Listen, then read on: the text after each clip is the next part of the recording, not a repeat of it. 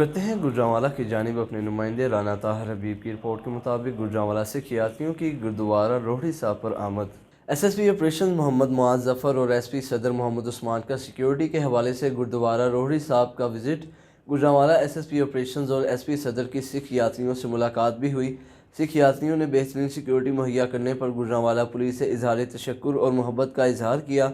CPO राय जहाज अहमद गुजरांवाला सिख यात्रियों की हिफाजत को यकीनी बनाने के लिए तमाम दस्तयाब वसाइल बरोए कार लाए जा रहे हैं।